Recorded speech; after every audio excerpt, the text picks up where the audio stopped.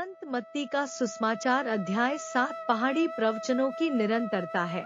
इसमें बाइबल की कुछ प्रसिद्ध और प्रभावशाली शिक्षाएं शामिल है। इस अध्याय को भी संक्षिप्त में समझने के लिए हमने 6 भागों में बांटा है। पहला भाग अध्याय 7 1 से 6 तक प्रभु यीशु दूसरों का न्याय करने वालों को चेतावनी देते हैं कि वे अपने पाखंड से लोगों का न्याय करने की कोशिश करते हैं। उन्हें अपने आँख की धरन तो दिखती नहीं है, लेकिन दूसरों की आँख की धरन उन्हें साफ दिखती है।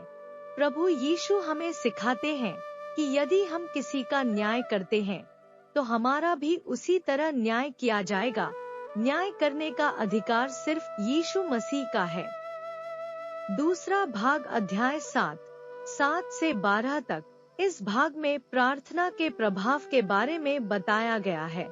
यदि हम ईश्वर से मांगते, ईश्वर को ढूंढते या खटखटाते हैं, तो प्रभु हमें देता है, प्रभु हमें मिल जाता है और हमारे लिए स्वर्ग का द्वार खुल जाता है। स्वर्णिम नियम भी इसी भाग में है। यदि हम दूसरों से अच्छा व्यवहार चाहते हैं, तो हमें भी दूसरों से वैसा ही व्यवहार करना चाहिए। तीसरा भाग अध्याय 7 13 से 14 तक। इस भाग में प्रभु यीशु संकरे द्वार को अपनाने को कहते हैं, क्योंकि चौड़ा द्वार विनाश की ओर जाता है और उसमें चलने वालों की संख्या अधिक है।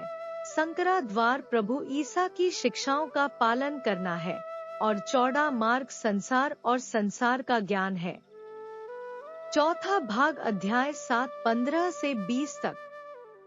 इस भाग में प्रभु यीशु झूठे नबियों और शिक्षकों से सावधान रहने को कहते हैं और उन्हें खूंखार भेड़ियों से संबोधित करते हैं। हमें झूठे नबियों को उनके फलों से पहचानने को कहते हैं, क्योंकि अच्छा पेड़ अच्छा फल और बुरा पेड़ बुरे फल देता है।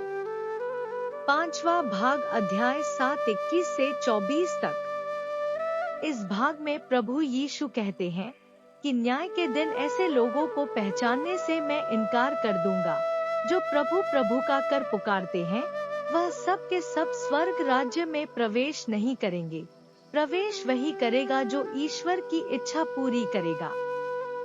छठवां भाग अध्याय 7 25 से 29 तक। इस भाग में चट्टान यानी परमेश्वर की शिक्षाएं और रेत यानी मानव बुद्धि की ताकत के विषय में कहा गया है। जो जिस पर भरोसा करेगा, उसका हाल बालू या चट्टान पर बनाए गए घर के जैसे होगा, क्योंकि बालू पर बना घर आंधी, तूफान और बाढ़ आने पर गिर जाता है, लेकिन चट्टान पर बना घर नहीं गिरता। मुख्य शिक्षा और चिंतन। पहली शिक्षा।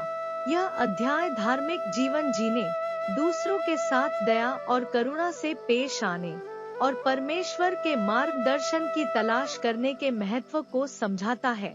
दूसरी शिक्षा। यह अध्याय विवेक और सत्य की तलाश के महत्व पर जोर देता है।